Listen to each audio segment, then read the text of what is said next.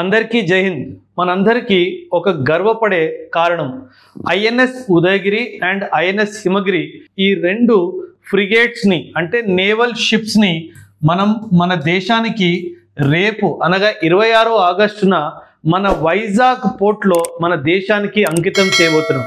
ఇది మనకెంతో గర్వకారణం. అసలు ఈ ఏ ప్రాజెక్ట్ కింద ఈ రెండు షిప్స్ ని తయారు చేయడం జరిగింది, ఆ ప్రాజెక్ట్ ఏంటి, ఎంత డబ్బు మనం దీని మీద ఖర్చు పెట్టాము, దీని అవసరం ఏంటి, దీనివల్ల మన దేశానికి బలం ఎలా ప్రదానం అవుతుంది, మరెన్నో విషయాలు ఈ వీడియోలో చెప్తాను, వినండి. 2015లో మన దేశము ఒక కీలకమైన నిర్ణయం తీసుకుంది అండర్ ప్రాజెక్ట్ 17A. ఈ నిర్ణయం ప్రకారంగా 7 షిప్స్ ని మనం తయారు చేసుకోవాలి అని అనుకున్నాం.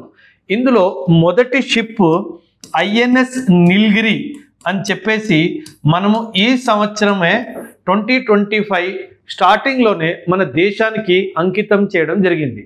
ఇప్పుడు ఈ రెండు షిప్స్ రేపు వైజాగ్ పోర్ట్లో మన దేశానికి అంకితం చేస్తున్నాం.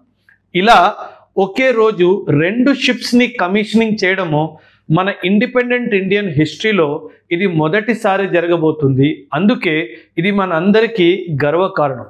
మన గవర్నమెంట్ చేసిన ఎఫర్ట్, మనం అందరం కలిసి చేసిన ఎఫర్ట్కి ఫలస్వరూపమే ఒకే రోజు రెండు షిప్స్ని మనం కమిషన్ చేయడం. ఈ షిప్స్ని నేను అన్నట్టుగా ప్రాజెక్ట్ 17Aలో 2015లో మనం దీన్ని డిజైన్ చేసుకున్నాం. దీనికి మనము 50,000 కోట్ల డబ్బులు ఖర్చు పెట్టాము. ఈ ప్రాజెక్ట్ 17Aకి గవర్నమెంట్ స్పెండ్ చేయబోతుంది. ఈ రెండు షిప్స్ ఏవైతే తయారయ్యేవో వాటికి తయారు చేయడానికి 200 పైగా ఎంఎస్ఎంఈస్ అంటే micro small and medium enterprises ఇలా వాళ్ళతో కలిసి ఈ రెండు షిప్స్ని తయారు చేయడం జరిగింది.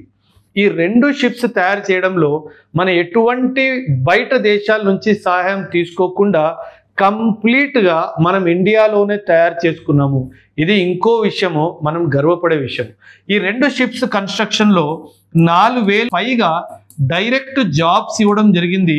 అప్రాక్సిమేట్లీ 10,000 మందికి ఇండైరెక్ట్ జాబ్స్ కూడా కలిగించాము అని భారత ప్రభుత్వము ఒక ఇన్ఫర్మేషన్ కూడా రిలీజ్ చేసింది. ఈ రెండు షిప్స్ వీళ్ళ ప్రాముఖ్యత ఏంటి, వీళ్ళ కెపాసిటీ ఏంటి, దాని గురించి కూడా మాట్లాడతాను. దీన్ని నీలగిరి క్లాస్ అని ఈ క్లాసిఫికేషన్ కింద ఈ షిప్స్ని తయారు చేయడం జరిగింది. షిప్స్లో క్లాసిఫికేషన్స్ ఉంటాయి. ఇంతకు ముందు ఉన్న షిప్స్ క్లాసిఫికేషన్ని శివాలిక్ క్లాస్ అంటారు, శివాలిక్ క్లాస్.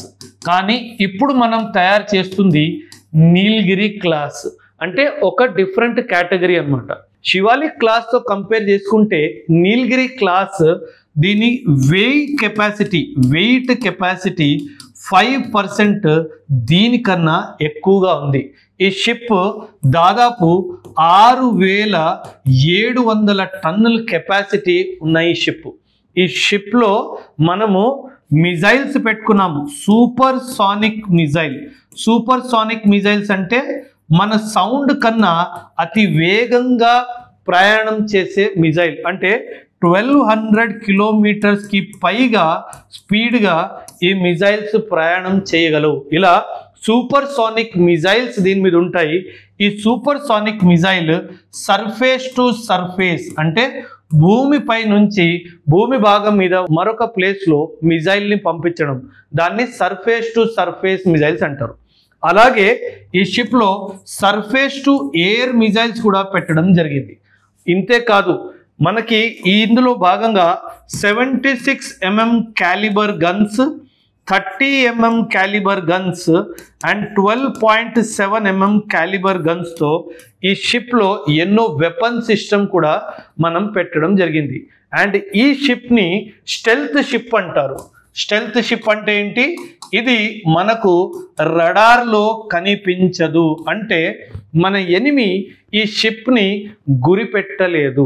సో ఇలా ఎన్నో కెపాసిటీస్తో ఈ రెండు షిప్స్ని మనం తయారు చేయడం జరిగింది. ఈ రెండు షిప్స్ మనకి ఒకటి ముంబైలో ఉన్న షిప్ బిల్డింగ్ యార్డ్లో ఒకటి తయారు చేసాము, ఇంకోటి కోల్కతాలో ఉన్న షిప్ బిల్డింగ్ యార్డ్లో మనము తయారు చేయడం జరిగింది. అండ్ ఇప్పుడు ఇది ఎందుకు అంత ఇంపార్టెంట్ మన దేశానికంటే నేను చెప్తాను, వినండి. ఇప్పుడు చైనా దగ్గర చాలా స్ట్రాంగ్ నేవీ ఉంది ప్రస్తుతం. And China Bangladesh, Myanmar, Sri Lanka, Africa ఇక్కడ అన్ని పోర్ట్స్ దగ్గర వాళ్ళ ప్రెజెన్స్ని, వాళ్ళ షిప్స్ని పెడుతుంది. ఒక పాలసీ పేరుంది string of pearls policy. China ఏం చేస్తుందంటే మన దేశాన్ని అన్ని వైపుల చుట్టుముట్టడానికి ప్రయత్నిస్తుంది. సో మనము ఇలా ఫ్రిగేట్స్ తయారు చేసుకొని, ఇలా షిప్స్ తయారు చేసుకొని, ఇలా ఇండియన్ ఓషన్లో వీటిని పెడితే మనకు ఎటువంటి ప్రమాదం లేకుండా మన షిప్స్, మనం ఎలా అంటే ట్రేడ్ చేస్తాం కదా, ట్రేడ్ చేసినప్పుడు మన షిప్స్లో ఎప్పుడైతే మన సామాన్లు వస్తాయో ఆ షిప్స్కి ప్రొటెక్షనే మన ఈ ఫ్రిగేట్స్ ప్రొవైడ్ చేస్తాయి. సో మన ట్రేడ్ ఎక్కువగా పెరుగుతుంది కాబట్టి మన నంబర్ ఆఫ్ షిప్స్ కూడా ఇండియన్ ఓషన్లో పెరుగుతున్నాయి. వాటిని అన్నిటిని మనం ప్రొటెక్ట్ చేసుకోవాలి అంటే ఇలా మనకి ఫ్రిగేట్స్ అవసరం ఉంటుంది.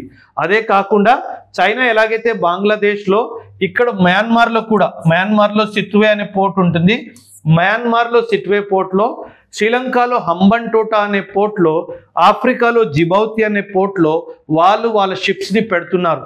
సో ఆ షిప్స్కి ఎదురుగా ఉండాలి అంటే మనం కూడా ఫ్రిగేట్స్ పెట్టాలి. సో ఇలా మన భారత ప్రభుత్వం తీసుకున్న కీలకమైన నిర్ణయం 2015లో 50,000 కోట్లు ఖర్చు చేసి మనం 7 ఫ్రిగేట్లని తయారు చేసుకోవాలి అని నిర్ణయించుకున్నాం. రేపు ఈ 2 షిప్స్ కమిషన్ అయిపోతే ఐఎన్ఎస్ నీలగిరి ముందు అయిపోయింది, ఈ 2 అయిపోగానే 3 కంప్లీట్ అయిపోతాయి, ఇంకా 4 షిప్లు పెండింగ్ ఉంటాయి. ఓకే, మరి ఇది ఇలా ఉండగా ఇంకో విషయం ఏంటంటే ఇది కంప్లీట్గా మనము సెల్ఫ్గా తయారు చేసుకుంది కాబట్టి దీన్ని ఇండిజినస్ అంటారు. అంటే మనం ఎటువంటి సహాయం బయట దేశాల నుంచి లేకుండా మనమే తయారు చేసుకున్నాం కాబట్టి వీటిని ఇండిజినస్ అంటారు.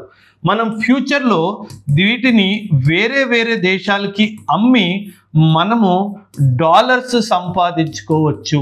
మనం ఇలా డాలర్ సంపాదించుకున్నది మన దేశానికి ఎంతో అవసరం వస్తుంది. సో రేపటికి ఇండియా ఒక డిఫెన్స్ ఎక్స్పోర్ట్ కంట్రీలా కూడా మనము పేరు ప్రఖ్యాత తెచ్చుకోవచ్చు. ఇలా ఇప్పుడు ఎలాగైతే అమెరికా, చైనా వెపన్స్ అమ్ముతున్నారో మనం కూడా ఇలా వెపన్స్ అమ్మి మన దేశానికి డాలర్ మరెంతో పేరు, గౌరవం తెచ్చుకోవచ్చు.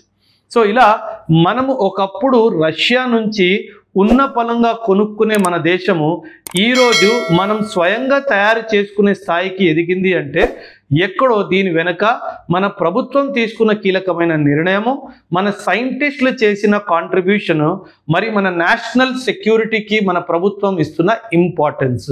సో దీని మీద మీ అభిప్రాయం కూడా ఖచ్చితంగా తెలియజేయండి. థ్యాంక్ యూ అండ్ జై.